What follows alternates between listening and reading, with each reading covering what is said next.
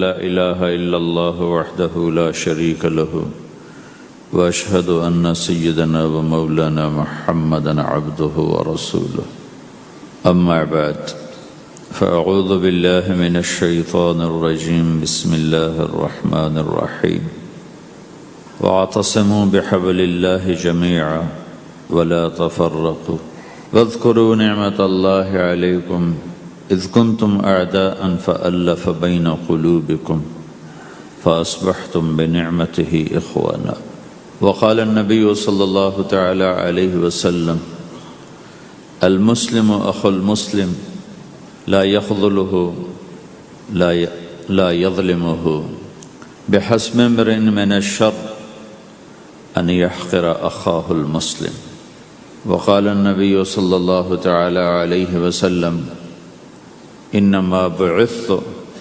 لأتمم مکارم الاخلاق او کما قال۔ اللہ اکبر۔ میرے محترم بھائی اور دوستو، اسلام ایک زندگی گزارنے کا طریقہ ہے، صرف چند عبادات کا نام اسلام نہیں، یہ پوری ایک زندگی ہے۔ اور اس زندگی کو سکھانے کے لیے، چونکہ انسان پیدائشی طور پہ جاہل پیدا ہوتا ہے، اسے کچھ نہیں آتا، اسے سیکھنا پڑتا، اور جو سیکھتا ہے باہر سے سیکھتا ہے، سیکھا سکھایا نہیں پیدا ہوتا۔ کسی بچے کو آپ جنگل میں چھوڑ دو اور کوئی اس سے ملے نہیں تو وہ گونگا ہوگا، کچھ نہیں بول سکے۔ لیکن آپ چڑیا کے بچے کو تنہا چھوڑ دو، کوئی چڑیا اس سے ملاقات نہ کرے تو وہ اپنی زبان ہی بولے گا، اپنی زبان میں بولے گا۔ کوے کو تنہا چھوڑ دو، کوئی کوا اسے ملنے نہ دو تو کوے کی زبان ہی بولے گا۔ لیکن انسان کو گجراتی کا بچہ پنجابیوں میں چھوڑ دو تو گجراتی بول جائے گا، پنجابی بولے گا۔ پنجابیوں کا بچہ گجراتیوں میں چھوڑ دو تو وہ پنجابی نہیں بولے گا، وہ گجراتی بولے گا۔ اور کوئی بھی نہ اس سے ملے، اسے تنہا چھوڑ دو تو وہ کچھ بھی نہیں بول سکے گا، گونگا ہوگا۔ تو انسان جو کچھ سیکھتا ہے باہر سے سیکھتا ہے، اور چونکہ امتحان کی جگہ ہے تو باہر دونوں چیزیں موجود ہیں، غلط بھی صحیح بھی، دونوں جنس بازار میں موجود۔ انسان کے علاوہ جتنی مخلوق ہے ان میں غلط کرنے کا کوئی سسٹم ہی نہیں ہے، وہ غلط کر ہی نہیں سکتے، جو کرتے ہیں ٹھیک کرتے۔ انسان کے اندر دونوں سسٹم ہیں، فَأَلْهَمَهَا فُجُورَهَا وَتَقْوَاهَا، یہ دونوں نظام لے کے چلتا ہے۔ اسلام کو سیکھنا پڑتا ہے، اور اسلام کے لیے جو سب سے بڑا سرمایہ ہے، جیسے آپ بازار میں جاتے ہو، دکان کھولتے ہو، پھیری لگاتے ہو، تو اس کے لیے پیسہ چاہیے، ڈالر چاہیے۔ ڈالر کے بغیر آپ کاروبار نہیں کر سکتے۔ اسلام کے لیے ایمان چاہیے، ایمان کے بغیر اسلام پہ چلا نہیں جاتا، جانتا ہوگا چل نہیں سکے گا۔ ایمان وہ طاقت ہے، وہ سرمایہ ہے، وہ کیپٹل ہے جس سے کوئی مرد عورت وہ دین پہ چل سکتا ہے۔ یہ زیادہ ہوگا تو زیادہ چلے گا، تھوڑا ہوگا تو تھوڑا چلے گا، نہیں ہوگا تو صفر ہوگا، زیرو ہوگا۔ تبلیغ کا جو یہ کام اللہ تعالیٰ نے ہمیں دیا ہے، یہ ایمان کو سیکھنے کی اور اس کو آگے پہنچانے اور پھیلانے کی محنت ہے۔ ایمان سیکھنے کے لیے فَمَنْ شَاءَ اتَّخَذَ إِلَىٰ رَبِّهِ سَبِيلًا، کوئی ایک طریقہ نہیں ہے، کئی طریقے ہیں۔ اللہ نے سبیل کے اوپر الف لام نہیں لگایا، الف لام ہٹا کر یہ بتایا ہے کہ اللہ تک پہنچنے کے راستے کئی ہیں، محنت کے راستہ تو ایک ہے اسلام، اس پر آنے کی جو محنت ہے اس کے راستے مختلف ہیں۔ ہاں، آگے پہنچانے کے لیے تبلیغ کے سوا اور کوئی راستہ کوئی نہیں۔ یہاں آ کر تبلیغ منفرد کا کام منفرد ہو جاتا ہے کہ کسی محنت میں گشت کوئی نہیں سوائے تبلیغ، صرف تبلیغ ہے جس میں گشت ہے کہ خود چل کے جاؤ۔ اگر میرے پاس وہ میرے کالج کا لڑکا نہ آتا تو مجھے تو نہیں پتا تھا تبلیغ کیا چیز، نہ دین کا پتا تھا نہ دنیا کا پتا تھا۔ تو کوئی چل کے آیا اور اس نے ہاتھ پکڑا، اور دعوت ہے ہی بے طلبوں کے لیے، مدرسہ تو طلب والوں کے لیے، وہاں تو تعلیم ہوتی، تبلیغ نہیں ہوتی۔ خانقاہ تو طلب والوں کے لیے ہے اور دعوت بے طلب لوگوں کے لیے، جو سننا نہیں چاہتے، جو قریب نہیں آنا چاہتے، اور ایسا طبقہ کروڑوں اربوں کی تعداد میں موجود، انہیں دین پر لانے کے لیے یا دین کی بات ان کے کان میں ڈالنے کے لیے سوائے گشت کے اور کوئی عمل کوئی نہیں۔ میں پشاور گیا تو جماعت میں انہوں نے کہا جی یہاں ایک وکیل صاحب ہیں، تبلیغ والوں کو بہت گالیاں دیتے ہیں، شکل دیکھتے ہی گالیاں دینا شروع کرتے ہیں آپ کے علاقے کے؟ آپ کے علاقے کے؟ میں نے کہا اچھا ملاؤ۔ پشاور میں رہتا تھا، وکالت کرتا تھا، میرے علاقے کا میاں چنو ایک چھوٹا سا ٹاؤن ہے وہاں کا تھا، میں اس کے قریب تلمبا ایک چھوٹا سا ٹاؤن ہے میں وہاں۔ تو جب ہم ان کے دروازے پر گئے اور نوک کیا تو دروازہ کھلتے ہی انہوں نے وہی کام شروع کر دیا، دیکھتے ہیں، اور کہا میں نے تمہیں کتنی دفعہ کہا ہے، وہ جو مقامی، کہ تبلیغ والوں کو میرے دروازے پر مت لایا کرو۔ تو اب بتاؤ، میں اگر یہ تبلیغ کے رگڑے نہ لگے ہوتے تو میں تو 2 تھپڑ اس کے منہ پہ مارتا، یا مفتی صاحب کی طرف فتویٰ سناتا، تو اسلام سے خارج ہو گیا ہے، توبہ کر۔ میں نے اس سے کہا بھائی میں تو تبلیغی بن کے آپ کے پاس نہیں آیا، میں تو اس لیے آیا ہوں کہ مجھے پتہ چلا کہ آپ میاں چنو کے ہیں اور میں تو لمبے کا ہوں، تو میں تو اس لیے آپ کو ملنے آؤں۔ تو ایسے ہوا، اچھا آپ تو لمبے کے ہو؟ میں نے کہا تو لمبے کا ہوں۔ کہو اچھا اچھا اچھا، بڑی مہربانی، فرمائیے۔ میں نے کہا فرمائیے ایسے تو نہیں ہوگا، گھر بٹھاؤ پھر فرمائیے ہوگا۔ تو اس نے دروازہ کھولا، ہمیں بٹھایا، میں نے کوئی تبلیغ کی بات نہیں کی، چائے وائے پلائی۔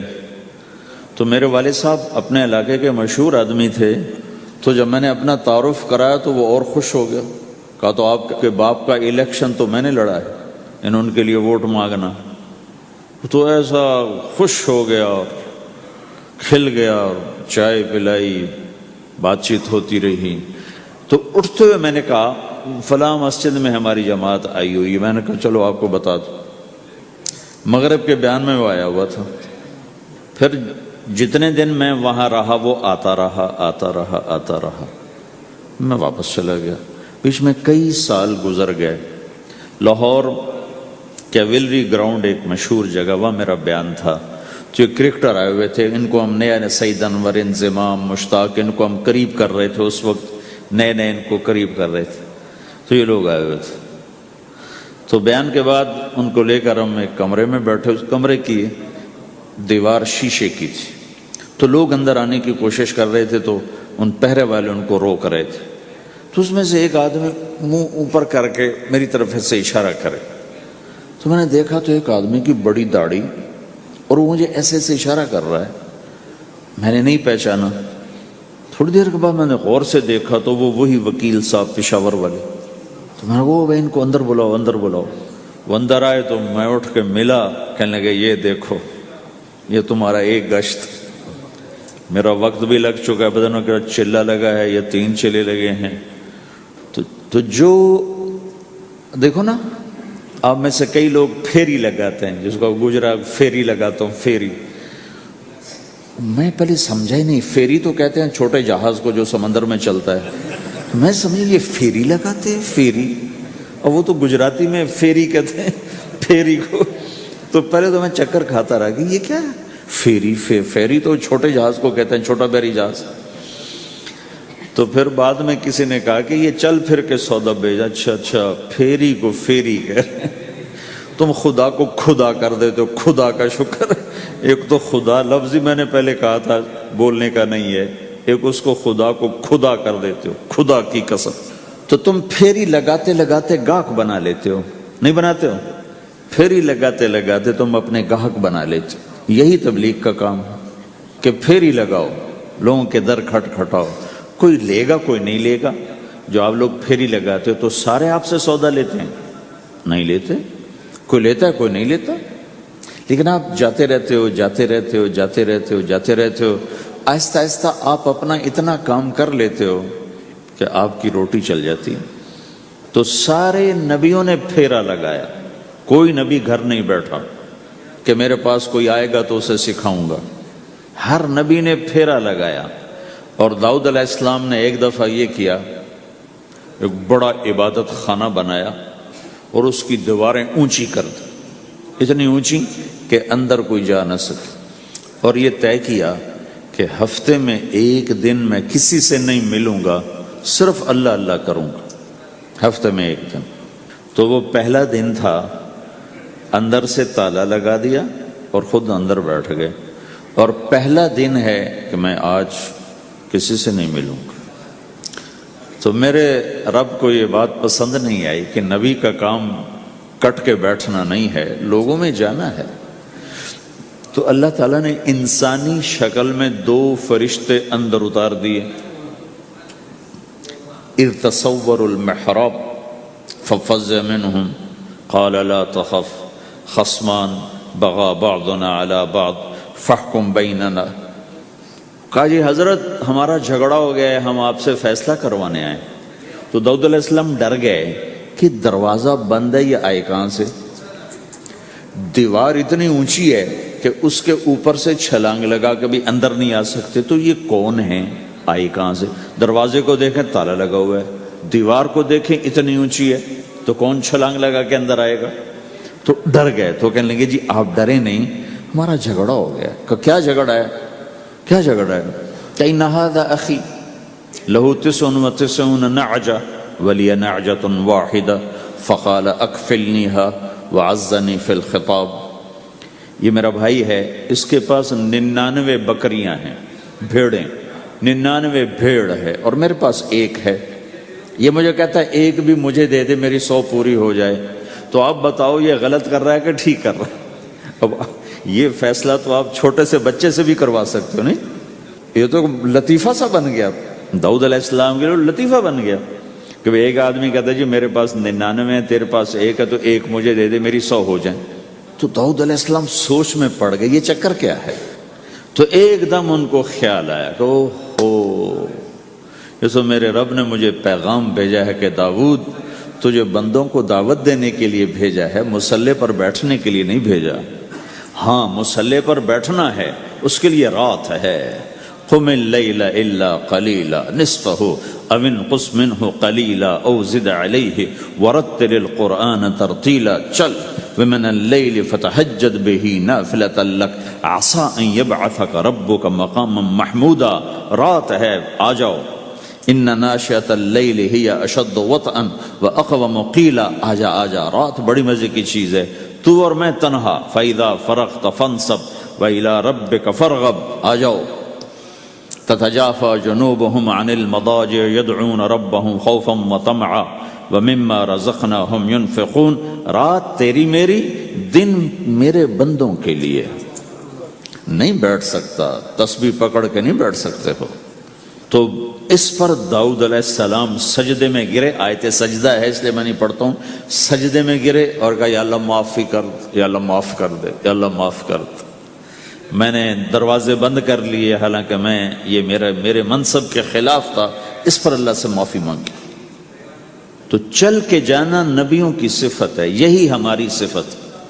اس امت کو یہ کام دیا گیا کہ یہ اوروں کے پاس جا کے اپنا سودا پیش کر، اپنوں کو بھی سنبھالے اور غیروں تک بھی پہنچے.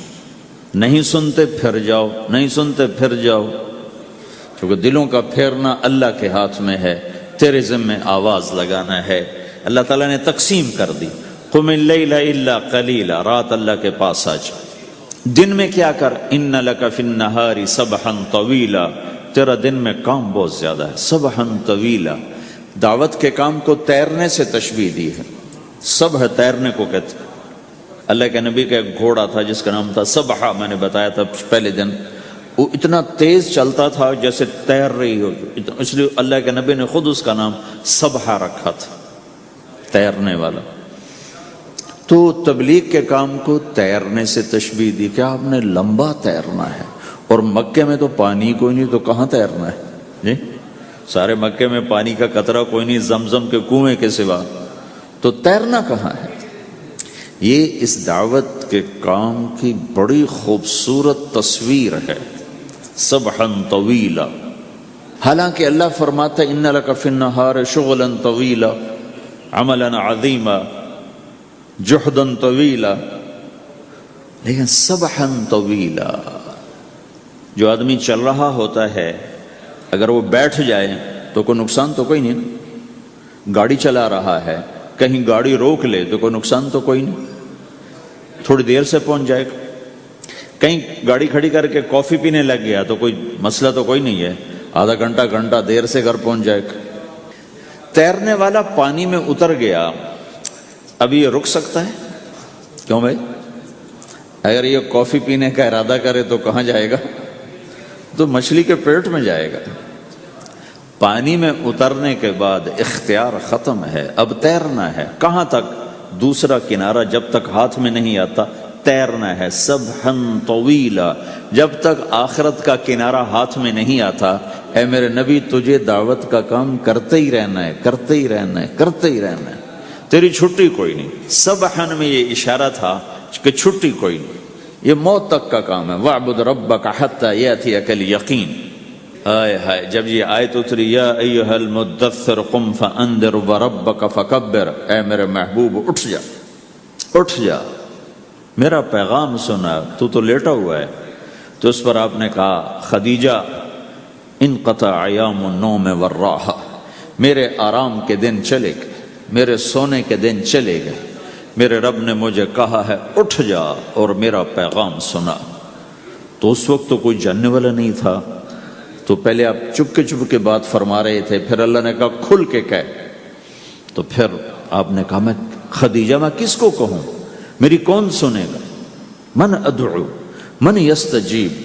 تو حضرت خدیجہ نے عرض کی یا رسول اللہ آپ دعوت دینے میں پہل کریں، میں لبیک کہنے میں پہل کرتی ہوں۔ تو بھائیو، دعوت ہمارا سرمایہ ہے، دعوت سے ایمان بنتا ہے، ایمان سے عمل بنتا ہے۔ تو اگر آپ اس دعوت میں حرکت کرتے رہو گے، ان لک فی النہار سبحا طویلا، کل میں نے اس پر تھوڑی تفصیل سے بات کر دی تھی، آج میں اس سے اگلی بات کرنا چاہتا ہوں، لیکن اس کو بار بار سننا اس لیے ضروری ہے کہ آدمی بڑی جلدی بھول جاتا ہے، اور نفع سامنے نہ ہو تو اس کے لیے قدم اٹھانا، مال لگانا مشکل ہو جاتا ہے۔ آپ پھیری بھی تو لگاتے ہو، تو شام کو پیسہ ہاتھ میں آتا ہے تو تھکاوٹ چلی جاتی۔ میں نے ایک شخص سے کہا تھوڑا تبلیغ میں وقت دے دو بھائی، کہا جی مجھے گولیاں لگی تھیں تو اس کے بعد میرے بدن میں درد ہوتا ہے تو میں ٹائم نہیں دے سکتا، لیکن میں اسے دیکھتا تھا وہ صبح سے شام تک اپنے دکان پہ کھڑا ہوتا تھا، کھڑا ہو کے کام کرتا تھا۔ تو ایک دن میں نے اس سے پوچھا یہ تو دکان پہ کھڑا ہوتا ہے، اس کا درد تمہیں نہیں ہوتا؟ تبلیغ میں تو اتنی مشقت نہیں ہے۔ وہ کہنے لگا جی روز درد بہت ہوتا ہے، لیکن میں جب شام کو پیسے گنتا ہوں تو سارا درد چلا جاتا ہے، سارا درد چلا جاتا ہے۔ تو اب آپ تبلیغ میں 3 دن کے لیے گئے تو کچھ لگا کے آتے ہو، ہاتھ میں تو کچھ بھی نہیں ہوتا، اور چلے کے لیے جاؤ تو کچھ لگتا ہے، ہاتھ میں تو کچھ بھی نہیں آتا۔ 4 مہینے کے لیے جاؤ تو کچھ لگتا ہے، ہاتھ میں تو کچھ بھی نہیں آتا۔ تو وہ جذبہ پیدا نہیں ہوتا لگانے کا، تھکنے کا، تھکانے کا، جیسے دنیا میں پیدا ہوتا ہے کہ اس کی واپسی نظر آ رہی ہوتی۔ تو اس لیے بار بار ضرورت ہے اس کو سننے اور سنانے کی کہ اللہ نے اس امت کو یہ منصب دیا ہے، کنتم خیر امت اخرجت للناس، تم سب سے بہترین امت ہو، تمہیں نکالا گیا ہے۔ کیا کرتے ہو؟ تأمرون بالمعروف وتنہون عن المنکر وتؤمنون باللہ، بھلائی کی بات کرتے ہو، برائی سے روکتے ہو، صلہ مجھ سے لیتے ہو، تؤمنون باللہ، صلہ مجھ سے لیتے ہو، اللہ پہ ایمان لاتے ہو۔ کل بھی میں نے کہا تھا کہ ہر مسلمان کے ذمے دعوت ہے، عمل کرے یا نہ کرے۔ آج پھر اس کو دہرا رہا ہوں کہ عمل کرے یا نہ کرے، اوروں کو دعوت دینا ہر مسلمان کے ذمے ہے۔ اللہ تعالیٰ نے بنو اسرائیل کے بارے میں کہا میری تم پہ لعنت ہے، لعن الذین کفروا من بنی اسرائیل علی لسان داود و عیسی ابن مریم، اے داود، اے عیسیٰ، ان پر لعنت بھیجو۔ کتنا سخت اللہ کا فرمان ہے۔ اچھا کیوں، کس لیے؟ اللہ نے دو جرم بتائے۔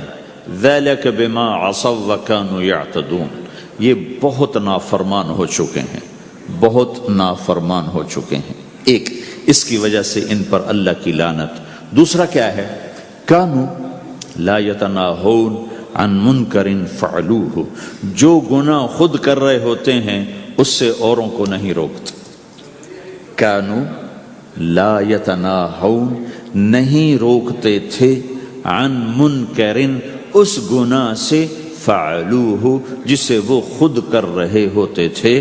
تو اس سے پتہ چلا کہ اگر کوئی نافرمانی بھی کر رہا ہے تو کسی کو اگر دیکھتا ہے نافرمانی کرتے تو اسے سمجھانا اس کے ذمے ہے۔ اللہ یوں کہہ رہا ہے کہ کم وقت خود تو برائی کر رہا تھا تو کسی کو روکتا تو صحیح۔ دونوں ہی کام نہیں کیے، نہ خود چھوڑا نہ کسی اور کو روکا۔ تو بھائیو، حرکت کرتے رہنا، اس حرکت میں بڑی طاقت ہے۔ ساری کائنات حرکت میں، اگر رک جائے تو تباہی۔ زمین حرکت کر رہی ہے، سورج حرکت کر رہا ہے، چاند ستارے، ہر شے حرکت میں۔ تمہاری زمین 66,000 کلومیٹر فی گھنٹہ کی رفتار سے روزانہ بھاگی جا رہی۔ پتہ چلا کہ پاناما بمے دونوں سمندروں کے 66,000 کلومیٹر فی گھنٹہ کی رفتار سے دوڑا جا رہا ہے۔ تمہارا سورج 6 لاکھ میل 9 لاکھ کلومیٹر فی گھنٹہ کی رفتار سے دوڑتا جا رہا ہے۔ حرکت کے ساتھ زندگی ہے، حرکت ختم ہوگی زندگی ختم ہو جائے گی۔ اب لوگوں نے حرکت کی، اپنے ملکوں کو چھوڑ کر آئے، اللہ نے آپ کو روزگار دے دیا، باعزت روزگار دے دیا۔ تو بھائیو، اللہ کے دین کے لیے حرکت کرتے رہنا، عمل بھی آ جائے گا انشاءاللہ۔ ایک دن دیکھو گے زندگی بدلے گی۔ ہمارے بزرگ تھے، ساتھی فوت ہو گئے، تو ان کا بیٹا PIA میں کیپٹن تھا، جہاز اڑاتا تھا۔ تو انہوں نے کہا بیٹا نماز پڑھ لیا کر۔ کہا ابا فرصت نہیں ملتی، بہت کام ہوتے۔ کہا اچھا چلو نماز کے وقت ایک آدمی کو دعوت دے دیا کر، 5 نمازیں ہیں، 5 دفعہ دعوت دے دیا کر۔ وہ کہنے لگا میں دعوت دوں؟ خود تو میں پڑھتا نہیں، دوسرے کو کیسے دعوت دوں؟ کہا بیٹا ایک تو میری مان لے، نماز کا انکار کیا ہے تو یہ تو مان لے کہ چلو کسی کو کہہ دیا کر کے بھائی نماز پڑھا کرو۔ کہا چلو یہ تو آسان ہے، میں کہہ دوں گا۔ تو اس نے اپنے ابا کی بات مان لی، ہر نماز پہ 1-2 کو کہہ دیتا بھائی نماز پڑھا کرو۔ اس کے والد فوج میں جرنیل تھے، یہ کیپٹن تھا، دونوں کی ملاقات نہیں ہوئی۔ 6 مہینے بعد باپ بیٹا کی ملاقات ہوئی تو دیکھا تو کپتان صاحب کی داڑھی بھی اور ماتھے پہ محراب بھی۔ انہوں نے کہا بیٹا یہ کیا ہوا؟ کہا آپ نے مجھے پھنسا دیا۔ وہ جب میں لوگوں کو کہتا رہا تو میرے اپنے اوپر اثر ہونا شروع ہو گیا کہ میں اپنے آپ کو ملامت کرنے لگا کہ اوروں کو تو کہہ رہا ہے، خود تو پڑھتا نہیں۔ کہا اس نے مجھے کھڑا کیا اور میں نماز پہ آیا۔ پھر ایک دن شیو کرنے لگا، شیشے میں کھڑا دیکھ رہا تھا تو میں نے کہا جب اللہ کو سجدہ کر رہا ہوں تو چہرے پہ نبی کی سنت بھی ہونی چاہیے۔ تو میں نے سیفٹی بھی پھینک دی، میں داڑھی بھی رکھ لی۔ تو تبلیغ کا کام کرتے رہنا، ہم فرشتے نہیں بن سکتے۔ ایک دفعہ ایک آدمی نے میرے اوپر بڑی چڑھائی کی، تم تبلیغ والے منافق ہو، کہتے کچھ ہو کرتے کچھ ہو، تمہارے قول اور فعل میں بہت فرق، بہت۔ جب ان کا غصہ اتر گیا تو میں نے ان سے کہا بھائی 100 نمبر تو اللہ نے بھی نہیں مانگے، آپ کیوں مانگتے ہو؟ اللہ نے کہا ہے فمن ثقلت موازینہ، جس کی نیکیاں بڑھ جائیں گی گناہ تھوڑے ہوں گے تو پاس کر دوں گی۔ تو 100 نمبر تو اللہ نے بھی نہیں کہا کہ ایک گناہ تیرے کھاتے میں نہیں ہونا چاہیے، 100/100 نمبر لے گا تو جنت دوں گا، نہیں تو ریپٹ مار کے جہنم میں ڈالوں گا۔ تو 100 نمبر تو اللہ بھی نہیں مانگتا، اسے پتہ ہے میرا بندہ کمزور ہے، کبھی گناہ کرے گا کبھی نیکی کرے گا۔ تو وہ کہتا ہے جس کے پاس 51 نیکیاں ہوئیں اور 50 گناہ ہوئے تولوں گا تو 51 جھک جائیں گے نا، 50 معاف۔ مثال دے رہا ہوں میں، ہمارے علاقے میں ایک ذمہ دار تھے، وہ ذکر بھی بہت کرتے تھے، گالیاں بھی بہت دیتے، ادھر سبحان اللہ تیرے فلانے، الحمدللہ کے ساتھ ایک پھکڑ تولتے تھے، ساری زندگی وہ ایسا ہی کرتے رہے۔ جب وہ فوت ہو گئے تو کسی نے ان کو دیکھا تو انہوں نے پوچھا کہ میاں صاحب آپ کے ساتھ کیا ہوا؟ آپ تو گالیاں بہت دیتے تھے۔ خود انہیں یہ پوچھ رہے آپ تو گالیاں بہت دیتے تھے تو آپ کے ساتھ کیا ہوا؟ کہ اللہ تعالیٰ نے میرے ذکر اور میری گالیوں کو تولا تو میرا ذکر بڑھ گیا تو میری بخشش ہو گئی۔ اللہ نے بھی کاؤنٹنگ رکھی ہے، پرفیکشن مانگی ہی نہیں۔ اگر اللہ پرفیکشن مانگتا تو پھر آپ کہتے تم کرتے کچھ ہو کہتے کچھ ہو۔ اگر میں کہتا صحیح ہوں تو ایک نیکی تو کر رہا ہوں، اور کرتا نہیں ہوں تو ایک گناہ کر رہا ہوں۔ کیا پتا میرا رب میرے کہنے کے تو فعل میرے نہ کرنے کو معاف کر دے۔ بس ایک صورت میں ہے کام خطرناک کہ اگر میں اس کہنے سننے کو اپنی دنیا بنانے کا ذریعہ بنا لوں پھر خطرناک ہے۔ أَتَأْمُرُونَ النَّاسَ بِالْبِرِّ وَتَنْسَوْنَ أَنفُسَكُمْ وَأَنْتُمْ تُتْلُونَ الْكِتَابَ، وہ یہ آیت ہے۔ لیکن اگر میرے اندر اخلاص ہے تو پھر میں انسان ہوں، کبھی اچھا کروں گا کبھی برا کروں گا، لیکن میرے ذمہ صدا لگانا ہے۔ تو بھائیو اس تبلیغ کے کام کو کرتے رہنا۔ اس سے ایمان بنتا ہے، ایمان سے دین وجود میں آتا ہے۔ دین کے دو حصے ہیں، ایک عبادات ہے جس میں نماز سب سے اہم ہے، پھیری پہ ہو گھر پہ ہو نماز نہ چھوڑو۔ رمضان کے روزے ہیں، اللہ پھر رزق زیادہ دے دے، حج کرو، زکوٰۃ دو، لیکن عبادات بڑی محدود ہیں اور اس میں کثرت اللہ نے مطالبہ بھی نہیں کیا، بلکہ اللہ تعالیٰ نے اس میں اعتدال ہی کو پسند فرمایا ہے۔ اللہ تعالیٰ نے ہمارے نبی لمبی لمبی نمازیں پڑھتے تھے تو اللہ تعالیٰ نے روک دیا کہ ما انزلنا علیک القرآن لتشقی، میرے نبی میں نے تمہیں قرآن اس لیے نہیں دیا کہ تو لمبی لمبی نمازیں پڑھ کے تھکتا رہے، درمیان نہ چل۔ اللہ کے نبی نے تبلیغ میں زیادہ زور دکھایا تو اللہ نے اس پر بھی کہا فلا تذهب نفسك عليهم حسرات، اتنا غم نہ کیا کر کے تو خود ہی ہلاک ہو جائے، مت نہیں، ایسا نہ کر۔ تو عبادات محدود ہیں اور اس میں اعتدال مطلوب ہے۔ سارا دن مصلی پہ بیٹھنا یہ اللہ نہیں دیکھنا چاہتا، اللہ یہ دیکھنا چاہتا ہے کہ تو باہر جا تاکہ میں دیکھوں کہ اب تو کیا کرتا ہے۔ دوسرا حصہ اس کا اخلاقیات ہیں، آپس کی معاشرت ہے۔ دین جو اثر انداز ہوتا ہے وہ معاشرت سے اثر انداز ہوتا ہے، عبادت سے نہیں، عبادات سے نہیں۔ عبادت تو مسجد کے اندر ہے یا مصلی پر گھر کے اندر ہے، روزہ اندر کی چیز ہے، حج بیت اللہ میں ہے، زکوٰۃ مسلمان کو دی جاتی ہے۔ تو دنیا میں دین پھیلنے کے لیے اور اپنوں کو دین کے قریب کرنے کے لیے جو سب سے بڑا عمل ہے وہ بھائیو اچھے اخلاق۔ یہ دوسرا حصہ میں آج بیان کرنا چاہتا ہوں۔ اللہ کے نبی نے فرمایا ایو عُرَى الاسلام اوثق، مجھے بتاؤ اسلام کا سب سے مضبوط عمل کیا ہے؟ تو صحابہ نے کہا الجہاد، یا رسول اللہ جہاد۔ اسلام کا سب سے مضبوط عمل کیا ہے؟ صحابہ نے کہا جہاد۔ تو آپ نے کہا وحسن وما هو به، ہاں جہاد بہت اچھا عمل ہے لیکن سب سے بڑا عمل نہیں ہے، سب سے مضبوط عمل نہیں ہے۔ ان کا جی الصلاۃ، نماز۔ تو ہم نے کہا ہاں وحسنۃ وما ہی بہا، نماز بھی بہت اچھی چیز ہے لیکن وہ نہیں جو میں پوچھ رہا ہوں، سب سے اعلیٰ، سب سے اوپر، سب سے مضبوط نہیں۔ تو انہوں نے کہا جی الحج، حج۔ تو آپ نے کہا حج بھی بہت اچھا عمل ہے لیکن وہ نہیں جو میں نے پوچھا ہے۔ پھر صحابہ نے کہا جی روزہ، آپ کا روزہ بھی بہت اچھا ہے لیکن وہ نہیں جو میں نے پوچھا ہے۔ تو پھر صحابہ نے کہا یا رسول اللہ پھر آپ ہی بتائیں، ہمیں تو نہیں پتا۔ تو ہمارے نبی عبادات سے اوپر لا رہے ہیں، اپنے ساتھیوں کو عبادات پہ قائم کر دیا۔ ہر آدمی نمازی بن چکا ہے، ہر آدمی روزے دار بن چکا ہے، ہر آدمی مالدار زکوٰۃ دینے والا بن چکا ہے، اور ہر آدمی حج کا جذبہ پیدا کر چکا ہے۔ اب آپ ان کو اخلاق پہ لانا چاہتے ہیں، چونکہ اسلام کی تکمیل اخلاق سے ہے۔ اسلام کو تشبیہ دی گئی ہے گھر کے ساتھ، بنی الاسلام علی خمس، تو بنیا کا لفظ عمارت پر بولا جاتا ہے۔ تو اسلام کی بنیاد میں ہے کلمہ، نماز، روزہ، حج، زکوٰۃ۔ اگر اس مسجد کی بنیادیں بھر دی جائیں تو اس کو مسجد تو نہیں کہیں گے نا۔ ہاں جی بنیادیں ڈال دی ہیں، چھت ڈالنی ہے، جب چھت پڑے گی تو پھر یہ مسجد کہلائے گی۔ تو اسلام کی بنیاد قائم ہو چکی تھی، اب آپ چھت ڈالنا چاہتے تھے۔ چھت کیا ہے؟ وہ اچھے اخلاق ہیں، تو اب آپ ان کو اوپر لا رہے ہیں۔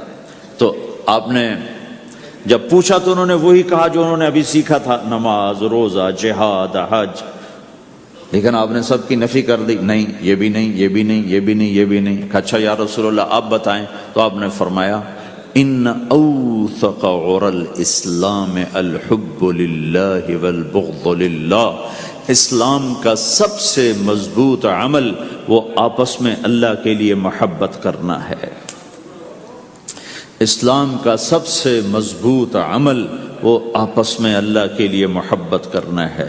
اسلام کا سب سے مضبوط عمل وہ محبت ہے، اللہ کے لیے بغض ہے، اللہ کے لیے محبت ہے، یہ اسلام کا سب سے مضبوط عمل ہے۔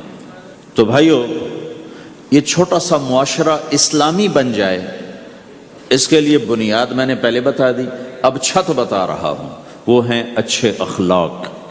اللہ تعالیٰ نے جب ہمارے نبی نے نماز لمبی پڑھی تو اللہ نے کہا درمیانی پڑھو، میں نے ابھی بتایا۔ تبلیغ میں دکھ زیادہ جھیلا تو اللہ نے کہا درمیانہ چلو۔ لیکن جب اللہ کے نبی نے اخلاق بلند کیے، اخلاق، تو اس پر بھی اللہ تعالیٰ فرماتا میرے نبی ذرا اتنا نرم نہ ہو، تھوڑا سا سختی دکھا، آنکھیں دکھا، تھوڑا شوں شاں کر۔ ہیں تو میرے رب نے کیا کہا؟ واہ، میرے رب نے آپ کے اخلاق کی جیسی تعریف کی ہے، آپ کے کسی عمل کی ایسی تعریف نہیں کی۔ نماز کو کہا معتدل، اعتدال، دعوت کو کہا اعتدال، اور اخلاق کو کیا کہا؟ انک لعلی خلق عظیم، اور اس کو طاقت پہنچائی قسم اٹھا کے، نون، پھر قسم اٹھائی قلم کی جو علم کا ذریعہ ہے، والقلم وما یسطرون، مجھے قسم ہے قلم اور اس کی تحریر کی، ما انت بنعمت ربک بمجنون وان لک لاجرا غیر ممنون۔ ان دو آیتوں کو چھوڑ کر اگلی جو آیت آ رہی وانک لعلی خلق عظیم، اے میرے محبوب میں قسم اٹھاتا ہوں قلم اور اس کی تحریر کی، تیرے اخلاق بڑے عالی شان ہیں۔ یہ نہیں کہا تیرے اخلاق بڑے عالی ہیں، انک لعلی، اعلیٰ کا یہاں بہت عظیم الشان کردار ہے۔ اعلیٰ یہ بتا رہا ہے کہ اے میرے نبی، جتنے اخلاق تصور کیے جا سکتے ہیں وہ سب تیرے تابع ہو چکے ہیں، اور تو ان پہ سوار ہو چکا ہے، تو ان پہ چھا چکا۔ اعلیٰ چھا جانے کے لیے ہوتا ہے کہ تمام اخلاق تیرے غلام ہو چکے ہیں۔ ایک دفعہ آپ نے فرمایا اچھے اخلاق 360 قسم ہیں، 360 قسم، 360 صفات کا مجموعہ اچھے اخلاق۔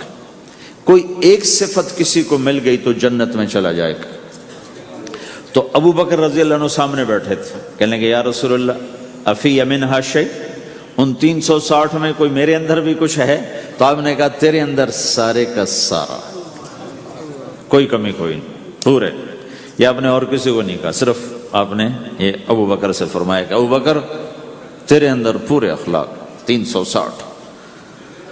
تو بھائیو، آپس کی محبت اور اچھے اخلاق یہ اسلام کا سب سے چوٹی کا سبق ہے، سب سے اعلیٰ درجے کا سبق۔ اب ایک حدیث میں جو حدیث جبریل کہلاتی ہے، وہ انسانی شکل میں آ کر پوچھتے ہیں یا رسول اللہ اسلام کیا ہے؟ تو آپ کہتے ہیں کلمہ، نماز، روزہ، حج، زکوٰۃ، یہ اسلام ہے۔ یہی سوال اب آخری حج کا موقع آ چکا ہے، اب اسلام 9 سال آگے، 10 سال آگے جا چکا ہے اور اس کی شکل مکمل ہو چکی ہے۔ تو عمر بن عبسہ رضی اللہ تعالیٰ عنہ یہ آخری حج کے موقع پر آپ سے ملتے ہیں اور آ کر یہ آپ سے پوچھتے ہیں یا رسول اللہ مل اسلام؟ سوال ایک ہے، مل اسلام؟ شروع میں مدینے کے داخلے کے شروع میں جبریل انسانی شکل میں آتے ہیں اور کہتے ہیں مل اسلام، اسلام کیا ہے؟ تو آپ کہتے ہیں کلمہ، نماز، روزہ، حج، زکوٰۃ۔ اب یہی سوال 10 سال کے بعد یا 9 سال کے بعد عمر بن عبسہ کہتے ہیں یا رسول اللہ مل اسلام؟ اسلام کیا ہے؟ تو اب جواب سنو، آپ نے فرمایا اطعام الطعام وطیب الکلام، میٹھا بول بولنا اور کھانا کھلانا۔ کسی سے میٹھا بول بولنا کتنا عظیم ہے میرے اللہ کی بارگاہ میں کہ آپ نے فرمایا ابتسامک فی وجہ اخیک صدقہ، تو اگر کسی مسلمان کو ہنس کے مل لے تو یہ بھی تیرے لیے صدقے کا ثواب ہے۔ صدقہ لکھا جائے گا۔ جبریل کہتے ہیں یا رسول اللہ مل ایمان، ایمان کیا ہے؟ تو آپ فرماتے ہیں اللہ کو ماننا، فرشتوں کو ماننا، نبیوں کو ماننا، کتابوں کو ماننا، تقدیر کو ماننا، موت کے بعد کی زندگی کا اقرار کرنا۔ ان تؤمن باللہ وملائکتہ وکتبہ ورسلہ وبالبعث بعد الموت، یہ ہے ابتدائی جواب۔ اب یہی سوال عمرو بن عبسہ کرتے ہیں 9 سال کے بعد، یا رسول اللہ مل ایمان، ایمان کیا ہے؟ تو آپ نے فرمایا الصبر والسماحہ، صبر کرنا، معاف کرنا۔ سوال ایک ہے، جواب 2 ہیں۔ کیوں کہ جگہ اور نوعیت بدل چکی ہے۔ ابتدائے اسلام ہے تو عبادات بتائی جا رہی ہیں، انتہائی اسلام ہے تو اخلاق بتائے جا رہے ہیں کہ اے عمر، ایمان کیا ہے؟ صبر کرنا، معاف کرنا، صبر کرنا، معاف کرنا۔ تو بھائیو، جو ہمارا معاشرہ بنے گا اسلامی، گھر میں باہر، وہ بنے گا اچھے اخلاق سے، عبادت سے نہیں، علم سے نہیں، تبلیغ سے نہیں، وہ بنے گا اچھے اخلاق سے، میٹھے بول بولنے سے، درگزر کرنے سے، معاف کرنے سے، سہ جانے سے، اور بازار میں سچائی۔ بازار میں میٹھا بول نہیں، وہ تو ہر تاجر مسکرا کے ملتا ہے، ہاں وہ تو کاروبار ہے مسکرانا۔ سچا بول، الصدق ینجی والکذب یہلک، میرے نبی نے فرمایا سچ نجات دیتا ہے اور جھوٹ ہلاک کر دیتا ہے۔ تو بازار کے اخلاق ہیں صحیح بولنا، صحیح تولنا، دھوکہ نہ دینا۔ میرے نبی سے پوچھا گیا یا رسول اللہ مسلمان بزدل ہو سکتا ہے، ڈرپوک؟ آپ نے کہا ہو سکتا ہے۔ کہ یا رسول اللہ مسلمان بخیل ہو سکتا ہے، بخیل کنجوس؟ آپ نے کہا ہو سکتا ہے۔ کہ یا رسول اللہ مسلمان جھوٹ بول سکتا ہے؟ آپ نے کہا جھوٹ نہیں بول سکتا۔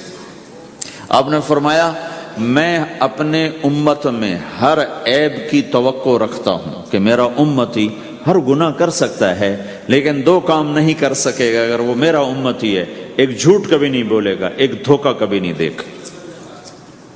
اور یہ دونوں کام ہمارے پورے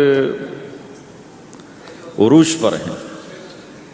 تو مسلمان دھوکہ نہیں دیتا کسی کو، مسلمان جھوٹ نہیں بولتا۔ تو اللہ کے نبی نے یہ نہیں فرمایا جو نماز نہیں پڑھتا وہ میری امت میں سے نہیں، جو روزہ نہیں رکھتا میری امت میں سے نہیں ہے، زکوٰۃ نہیں دیتا میری امت میں سے، یہ نہیں کہا۔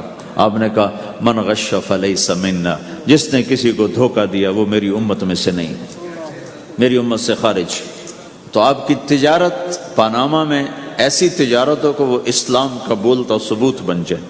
آپ کی جاب ہے تو ایسی ہو کہ پورا انڈونیشیا جو مسلمان ہوا ہے، مسلمان تاجروں کی تجارت سے مسلمان ہوا۔ ملائیشیا، انڈونیشیا، فلپائن، ان علاقوں میں جتنا اسلام پھیلا ہے یہ تاجروں کی محنت سے پھیلا ہے۔ کہاں کے تاجر؟ یمن کے عرب تاجر، ان کے عالی اخلاق، ان کا سچا بول، ان کا صحیح ترازو، اس نے لوگوں کے قلوب کو پھیر دیا کہ یہ پیسے کے غلام نہیں ہیں۔ تو ہماری تجارت اس لیے نہیں کہ ہم پیسہ بنائیں، ہماری تجارت اس لیے کہ ہم تجارت میں اللہ کے احکام زندہ کریں، جس میں سب سے بڑا حکم سچ بولنا ہے اور دھوکے سے بچنا ہے، اور غلط کاروبار سے، غلط کام سے بچنا ہے۔ صرف ہم پیسہ نہیں کماتے، ہم اللہ کا امر دیکھتے ہیں کہ اگر میرے اللہ کے حکم کے مطابق ہے تو ٹھیک، اگر اس کے مطابق ہم چھوڑ دیں تو بھائیو اپنے پہچان کرواؤ سچائی کے ساتھ، دیانت کے ساتھ، دھوکے سے بچتے ہوئے۔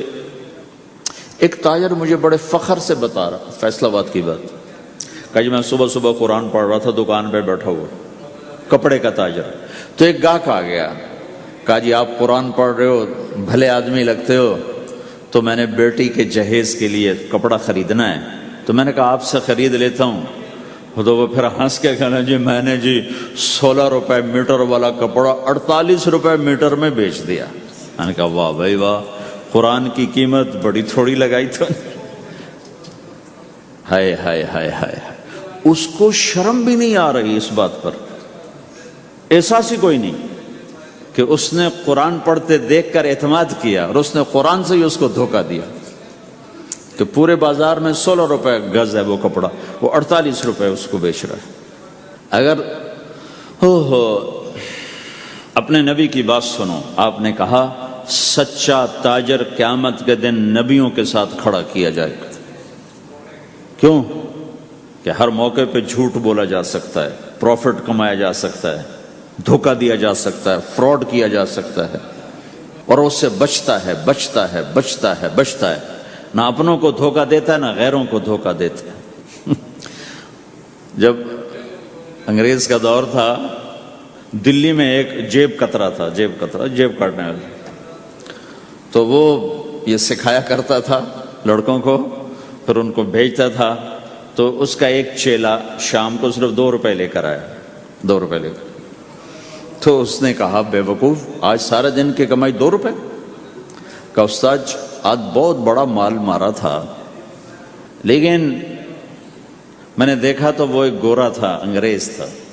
تو مجھے خیال آیا اگر قیامت کے دن عیسیٰ علیہ السلام نے میرے نبی کو گلہ دے دیا کہ تیرے امتی نے میرے امتی کی جیب کاٹی تھی، تو میں اپنے نبی کو کیا جواب دوں گا؟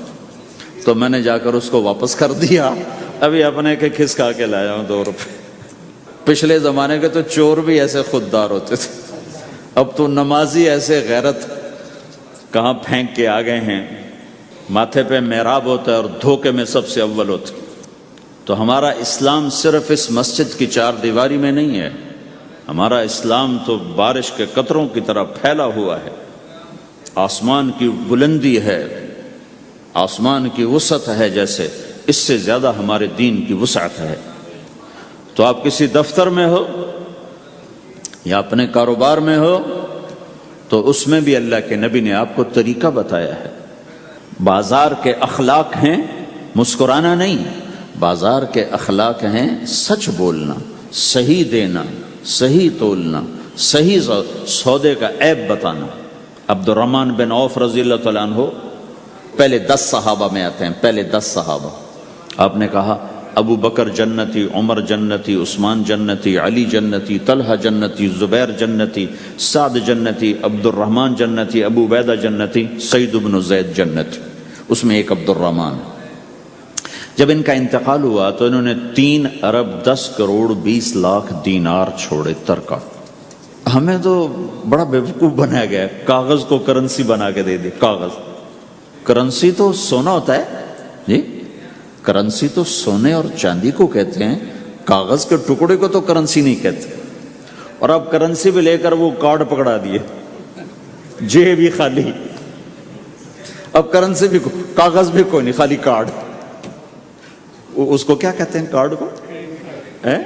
Credit card. کریڈٹ کارڈ وہ ساری دنیا کو بیوقوف بنائے ہوئے، یا تو کاغذ پکڑائے ہوئے ہیں یا کارڈ. کاغذ بھی اب واپس لے لیا، اب کارڈ پکڑا دیا. اور عبد الرحمن بن عوف نے جو پیسے چھوڑے وہ کاغذ نہیں تھے.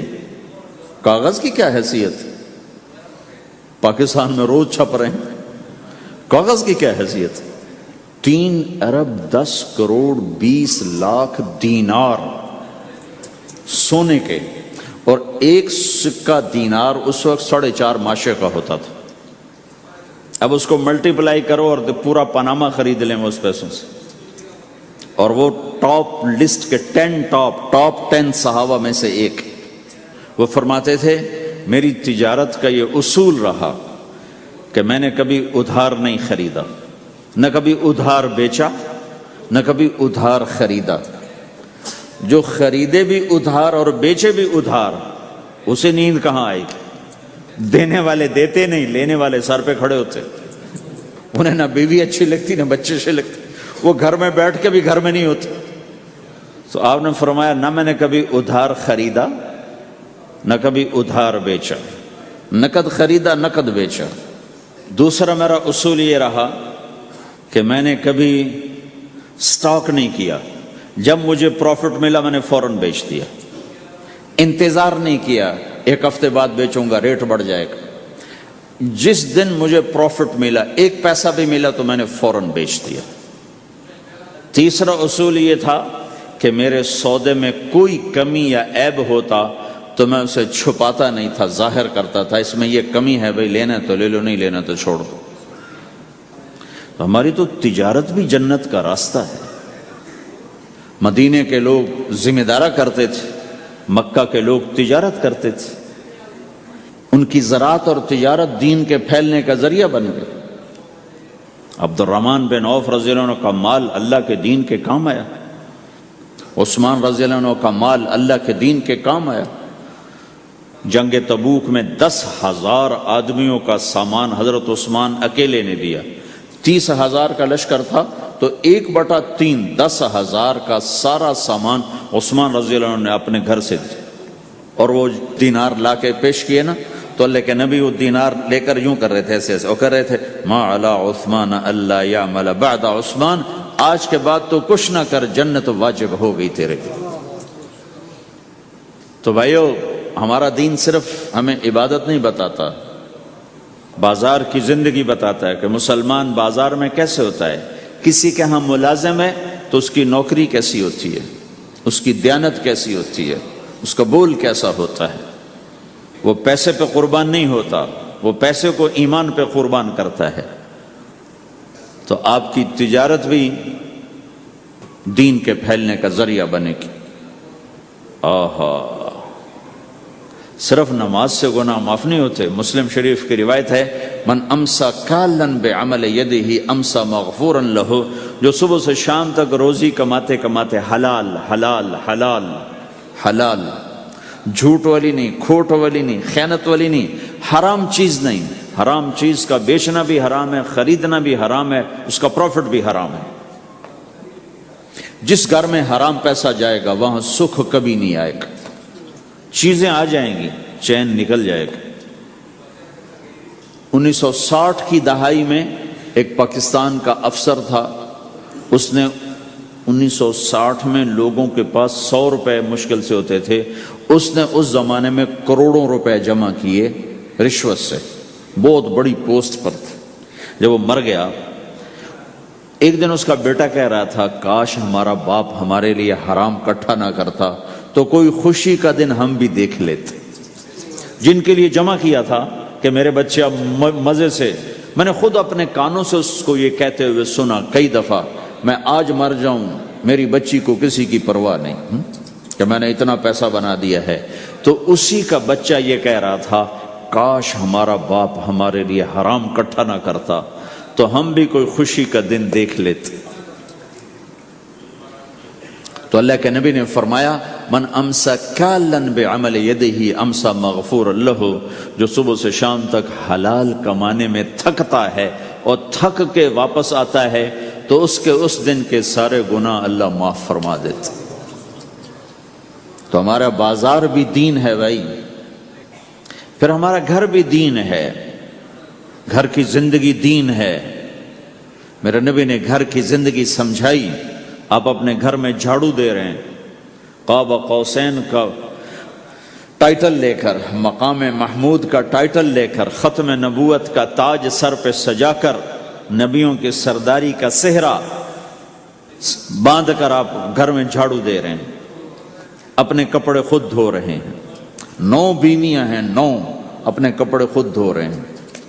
کوئی پھٹ گیا ہے خود سی رہے ہیں، جوتا پھٹ گیا خود ٹھیک کر رہے ہیں۔ حضرت عائشہ رضی اللہ عنہ کو آٹا گوندنا نہیں آتا تھا، چھوٹی عمر تھی تو ان کو آٹا گوند کے دیتے تھے، جب تک ان کو آٹا گوندنا نہیں آیا ان کو آٹا گوند کے دیتے تھے۔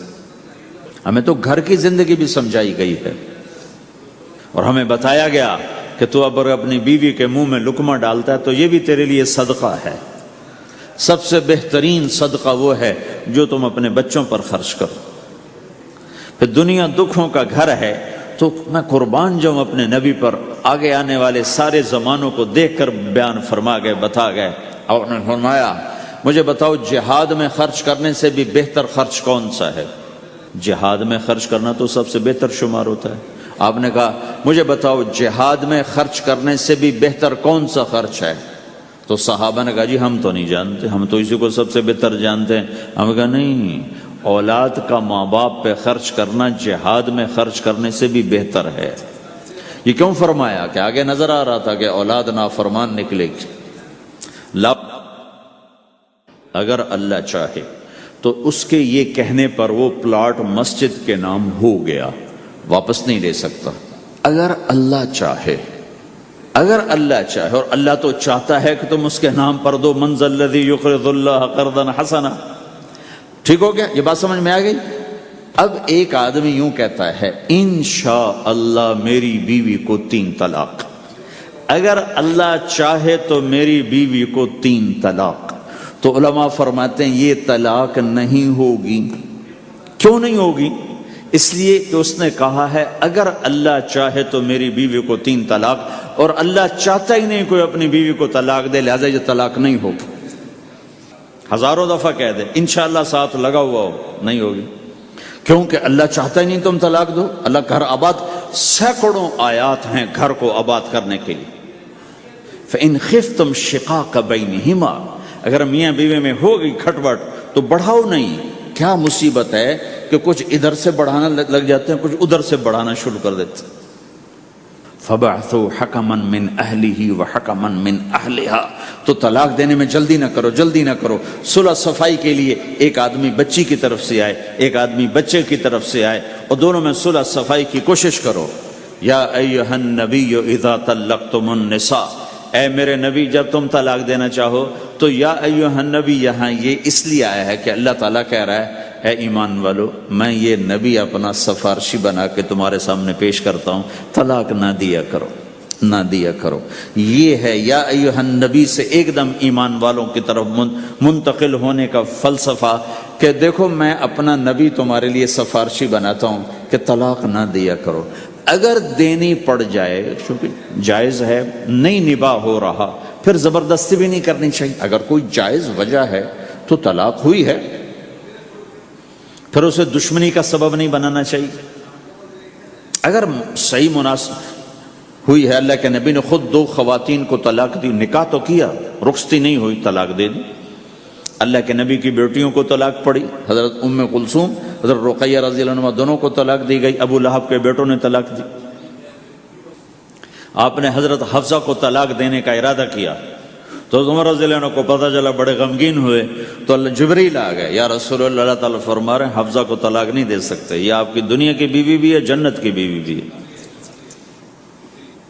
کہ عمر کے دل شکنی ہو رہی، تو ایک گھر باقی رہے اس کے لیے سینکڑوں آیات اللہ تعالیٰ نے اتاری، اور ہمیں کہا عاشروہن بالمعروف، اپنی بیویوں کے ساتھ اچھا سلوک کرو.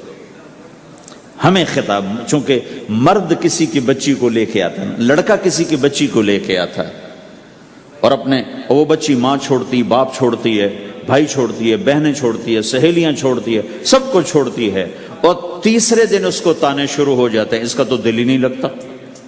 اور پہلے دن اپنی بیوی کو نصیحت دی جا رہی تھی، میری ماں کی خدمت کرنی ہے، میری کرنا کر، میری ماں کی کرنی ہے، میرے ابا کی کرنی، میری بہنوں کی کرنی، کسی کے سامنے تم نے بولنا نہیں، کسی کے سامنے اف نہیں کرنا. بے وقوف، اس سے محبت تو جتا پھر اس کے بعد جو کچھ کہے گا وہ کرے گا. پہلے دن ہی حکم، نہ تعلق بنا ہے، نہ محبت پیدا ہوئی ہے، اور نہ ابھی جوڑ بیٹھا ہے، اور پہلے دن حکم سنانے شروع کر دی. اس کے ذمہ نہ تیری ماں کی خدمت ہے، نہ تیرے باپ کی خدمت ہے، نہ تیری بہنوں کی خدمت، یہ ساری خدمت تو تیرے ذمہ ہے. ہمارا سسرال کا معاشرہ بڑا ظالم ہے. لاکھوں میں کوئی ایک گھر بچا ہوا تو الگ بات ہے، ورنہ میں تو دنیا پھری ہے، کیا دنیا دار کیا دیندار، سب ظلم ہی ظلم ہے. اتنی نیک عورتیں تہجد گزار مصلی سے اٹھتی نہیں، تسبیح ہاتھ میں ہے، لیکن جب وہ ساس بنتی ہیں تو ایسا ظلم ان کے اندر سے نکلتا ہے کہ کانپ اٹھتے ہیں در و دیوار. جب عورت ماں ہوتی ہے تو اس کے روئیں روئیں سے محبت کے چشمے پھوٹتے ہیں. وہی عورت جب ساس بنتی ہے تو ایک دم ظلم کی تصویر بن جاتی ہے. اسے اپنی بہو میں کوئی خوبی نظر ہی نہیں آتی، عیب ہی عیب نظر آتے ہیں. اپنے بیٹے کو بھڑکاتی رہتی، یہ کرتی ہے، یہ کرتی ہے. اور ویسے بے وقوف ہیں، کوئی ماں کی وجہ سے بیویوں کو تباہ کر دیتے ہیں، کوئی بیویوں کی وجہ سے ماں کو تباہ کر دیتے ہیں. یہ دونوں ظلم ہیں. ماں کی وجہ سے بیوی پہ زیادتی نہ کرو، بیوی کی وجہ سے ماں پہ زیادتی نہ کرو. بیوی کا اپنا مقام ہے، ماں باپ کا اپنا مقام ہے، بہنوں کا اپنا مقام ہے. 100% شکایات جھوٹی ہوتی ہیں، سب جھوٹ ہوتا ہے. اس لیے میرے رب نے دستور بتایا، ان جاءکم فاسق بنبأ فتبینوا، جب کسی کی خبر سنو، کوئی کمی کوتاہی سنو اول تو سنو نہیں، اگر سننی پڑ جائے تو تحقیق کر لو، تحقیق کر لو۔ قاضی ایاس کے پاس آیا، ایک شخص آیا روتا ہوا، ہائے مر گیا، ہائے مر گیا۔ تو ان کے ساتھ ایک آدمی بیٹھے تھے، کہنے لگے حضرت اس کا قضیہ جلدی سے سن لیں، بیچارہ بڑا مظلوم لگتا ہے۔ کہنے لگے چپ کر، یوسف علیہ السلام کے بھائی بھی رات کو روتے ہوئے باپ کے پاس آئے تھے۔ ہر رونے والا مظلوم نہیں ہوتا، ہر رونے والا مظلوم نہیں ہوتا۔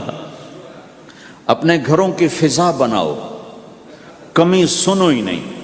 تمہاری بیوی ماں کی کمی بتانے لگے، کہا مجھے نہ بتاؤ تیری بڑی مہربانی۔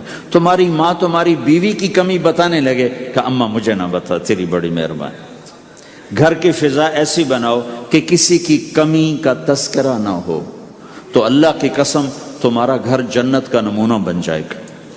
یہ معاشرت کا دین بتا رہا ہوں، معاشرت کا دین۔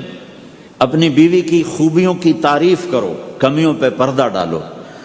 بیویوں کے ذمہ ہے خامد کی خوبیوں کی تعریف کریں۔ انسان حوصلہ افزائی کا محتاج ہوتا ہے۔ ایک بزرگ ہے اپنے کسی مرید کے گھر، تو وہاں انہوں نے کھانا کھایا، کھانا ان کو پسند آیا، کہنے لگے اپنی بیگم کو پردے میں بلاؤ۔ تو انہوں نے اپنی بیگم کو پردے میں بلایا، کہا بیٹی میں نے تیرا ہاتھ کا کھانا کھایا، بہت مزیدار تھا، اللہ تمہیں جزائے خیر دے، تم نے بہت اچھا پکایا۔ تو وہ زارو قطار رونے لگے۔ تو انہوں نے پوچھا بیٹی کیا ہوا؟ میں نے تو کوئی ایسی بات نہیں کی۔ کہ نہیں حضرت آپ کی بات پہ رونا نہیں آیا، رونا اس پر آیا ہے کہ 30 سال سے میں اس شخص کے ساتھ رہ رہی ہوں، کبھی ایک دفعہ اس نے میرے ہاتھ کے پکے کی تعریف نہیں کی۔ آپ گھر میں تشریف لائے، آپ نے پوچھا کوئی کھانے کو کچھ ہے؟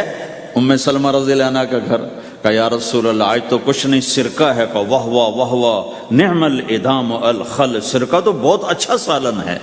سبحان اللہ، کیسے دلجوئی فرمائی اپنی بیگم کی، سرکہ تو بہت اچھا سالن ہے، یا تو نے نمک کم ڈال دیا، تو نے مرچی زیادہ کر دی۔ ہم رائمنڈ میں پڑھتے تھے نا، تو پکانا ہمارے ذمے ہوتا تھا، تو ہمیں پتا کہ پکاتے ہوئے کیا گزرتی۔ جب 2-2 ہزار آدمی کی روٹی ہم پکاتے تھے، 5-5 بوری آٹا گوندا ہے ہاتھوں سے، 10-10 من کھڑے ہو کے روٹی لگائی ہے، سخت سردی میں بھی سخت گرمی میں بھی۔ سردی میں جب رات کو آٹا گونڈتے تھے ہم، تو ہمارے ہاتھ ایسے اکڑ، تم تو سردی دیکھتے ہی نہیں ہو، ہاتھ ایسے اکڑ جاتے تھے، اور صبح 4 بجے اٹھ کے روٹی پکانا شروع کرتے تھے۔ 2000 آدمی کی روٹی پکانی ہوتی تھی۔ تو اب کوئی آ کر کہتے انہیں کچی روٹی پکائی، تو جی دادا ایک تھپڑ اس کے منہ پہ مارے کہ 4 بجے کے ہم اٹھے ہوئے ہیں، پکا پکا برا حشر ہو گیا، کہتے کچی پکائی۔ بھائی صبر کر کے چپ کر کے کھا جا۔ مولانا الیاس صاحب رحمۃ اللہ علیہ ایک اپنے مرید کے گھر گئے، تو اس نے کھیر بنا کر پیش کی۔ اچھا نمک اور چینی ایک جیسے ہوتے ہیں، وہ دیہاتی عورت سمجھ نہ سکی، چینی کے بجائے نمک ڈال دیا۔ تو انہوں نے جا سب سے پہلے مولانا الیاس صاحب کے سامنے کھیر رکھی، تو آپ نے جو چکھی تو وہ تو تھی کڑوی۔ کہنے کہ بھائی واہ واہ واہ واہ واہ واہ، بڑی مزے کی کھیر، ساری لیا میں اکیلا کھاؤں گا، کسی کو نہیں کھانے دوں گا۔ ساری کھیر کھا گئے، اس پر پردہ ڈالنے کے لیے۔ وہ تو جب انہوں نے کہا مولانا الیاس کا بچا ہوا تھوڑا سا میں جب چکھا تو کڑوا تھا، ہائے مر گئی، یہ تو سارا نمک ڈالا ہوا تھا۔ ایک دفعہ ہماری جماعت چنیوٹ میں تھی، تو ہمارے ساتھیوں نے چائے بنائی، تو وہ اندھیرا سا تھا، تو چینی کے بجائے نمک ڈال دیا اور دسترخوان پہ لے آئے، سب پی رہے۔ واللہ میں آنکھوں سے دیکھا بتا رہا ہوں، مولانا الیاس کا تو سنا بتا رہا ہوں، کسی ایک نے نہیں کہا کہ یہ کڑوی ہے، چپ کر کے پی رہے، چپ کر کے پی رہے، کسی ایک نے نہیں کہا۔ باہر ایک دیہاتی کھڑا تھا، تو میں نے اس کہا چاچا آتے نو چاہ پیوا ماں، وہ آ گیا، اس نے پہلا گھونٹ بھرا ہوئے تھا کوڑی ہے، اس نے بانڈا پھوڑ دی۔ پھر سارے ساتھی ہنس پڑے کہ چاچا ہم نے تو پردہ ڈالنے کی کوشش کی تھی خدمت والوں پر تو نہیں پردہ چاک کر دیا، بانڈا پھوڑ دیا۔